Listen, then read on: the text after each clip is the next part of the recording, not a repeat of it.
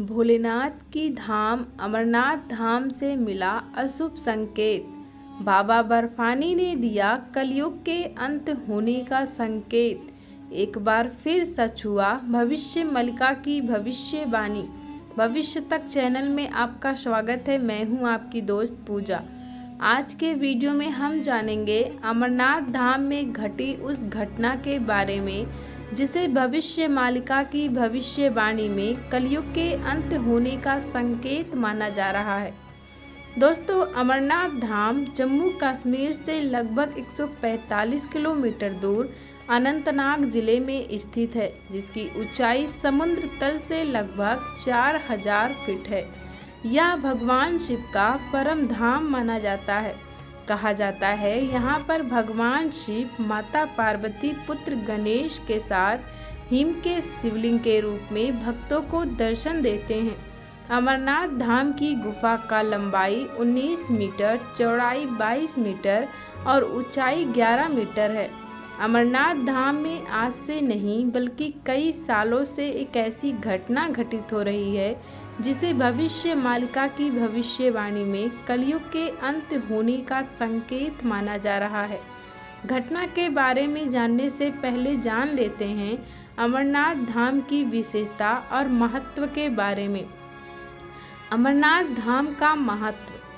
अमरनाथ धाम को तीर्थों का तीर्थ कहा जाता है क्योंकि यहीं पर भगवान शिव ने माता पार्वती को अमृतत्व का रहस्य बताया था। अमरनाथ धाम की गुफा का प्रमुख विशेषता यह है कि यहाँ हर साल बर्फ से प्राकृतिक शिवलिंग का निर्माण होता है। प्राकृतिक हिम से निर्मित होने के कारण इसे स्वयंभू शिवलिंग भी कहते हैं। शिवलिंग चाँद की रोशनी के साथ घटता और बढ़ता भी है। शिवलिंग की लंबाई लगभग 150 फीट होती है। इसे बाबा बर्फानी के नाम से भी जाना जाता है।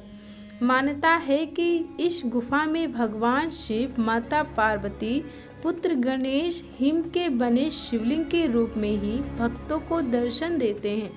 इस शिवलिंग के दर्शन करने के लिए हर साल दूर दूर से श्रद्धालु आते हैं।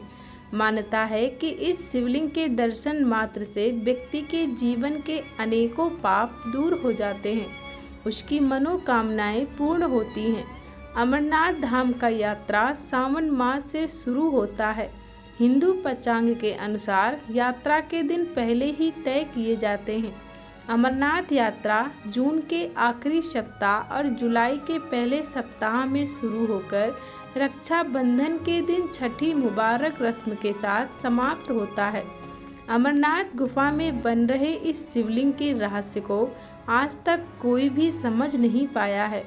जिस तरह से अमरनाथ गुफा की लंबाई धीरे धीरे करके छोटा हो रहा है और शिवलिंग समय से पहले ही लुप्त हो रहा है, उससे तो अब यही दुनिया को संकेत मिल रहा है कि भविष्य मालिका की लिखी भविष्यवाणी अब सच होने वाला है।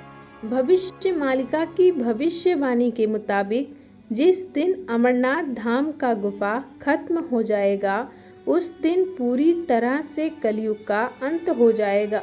पुराणों में ऐसा बताया जाता है कि पहले अमरनाथ गुफा की लंबाई 13,000 फीट था। आज अमरनाथ गुफा की लंबाई केवल 4,000 फीट ही रह गया है। अब जान लेते हैं कि अमरनाथ यात्रा करने के लिए श्रद्धालुओं को कितने और कौन कौन से पड़ाव पूरा करना होता है, तब जाकर वह अमरनाथ गुफा का दर्शन कर पाते हैं। यात्रा करने के लिए श्रद्धालुओं को कुल 5 पड़ाव पूरा करना होता है। पहला पड़ाव पहलगांव। मान्यता है कि जब भगवान शिव माता पार्वती को अमृत का रहस्य बताने के लिए एकांत गुफा की तलाश कर रहे थे तो सबसे पहले उन्होंने जिस स्थान पर नंदी का परित्याग किया था, आज वही स्थान पहलगांव कहलाता है। यहीं से पवित्र अमरनाथ की तीर्थ यात्रा प्रारंभ होता है। दूसरा पड़ाव चंदनबाड़ी। कहा जाता है कि जिस स्थान पर भगवान शिव ने चंद्रमा को खुद के मस्तिष्क से अलग किया था, आज उसी स्थान को चंदनबाड़ी के नाम से जाना जाता है। इस स्थान का कण कण पवित्र माना जाता है, क्योंकि मान्यता है कि अपने शरीर का भभूत और चंदन भी शिव जी ने इसी स्थान पर उतारा था।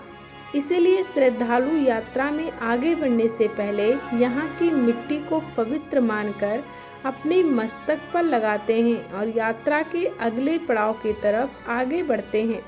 तीसरा पड़ाव पिशु घाटी। कहा जाता है कि जब यात्री पिशु घाटी तक पहुँचते हैं तो वह काफ़ी ज़्यादा थकान महसूस करने लगते हैं, इसीलिए उनका चाल पिशु जैसा हो जाता है, यानी कि कछुए की चाल जैसा। कहते हैं कि यह पड़ाव सबसे कठिन और दुर्लभ होता है, परंतु भगवान शिव की शक्ति के कारण श्रद्धालु इस पड़ाव को भी पूरा कर ले जाते हैं।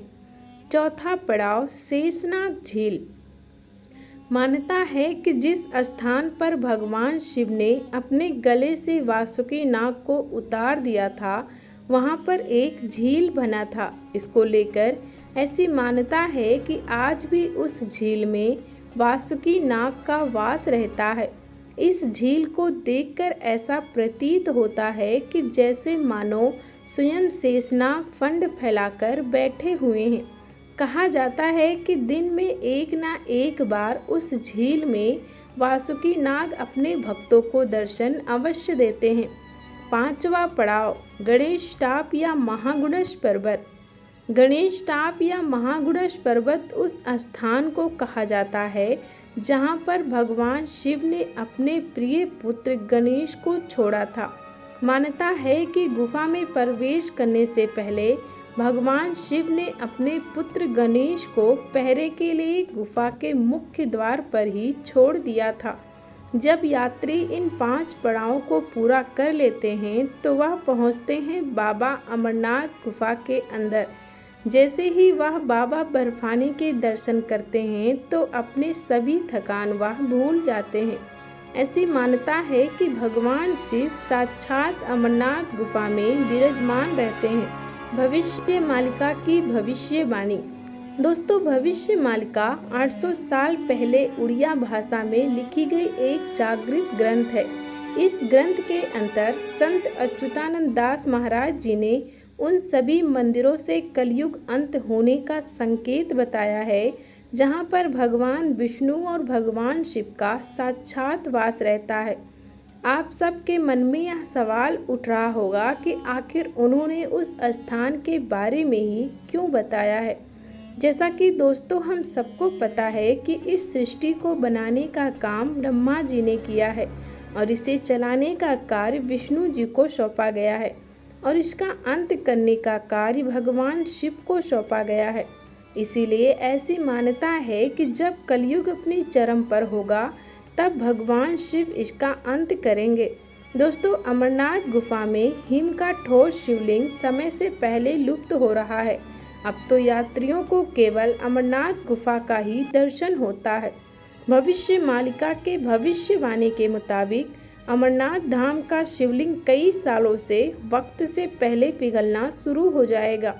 जुलाई के आखिरी सप्ताह तक पहुंचने पर यात्री केवल गुफा का ही दर्शन कर पाएंगे। ऐसा इसलिए हो रहा है क्योंकि धरती का ग्लोबल काफ़ी ज़्यादा तेज़ी से बढ़ता जा रहा है। शिवलिंग के साथ साथ गुफा की ऊंचाई भी कम होता जा रहा है। ऐसा माना जा रहा है कि जिस दिन गुफा की ऊंचाई एकदम से कम हो जाएगी उस दिन कलयुग का अंत हो जाएगा।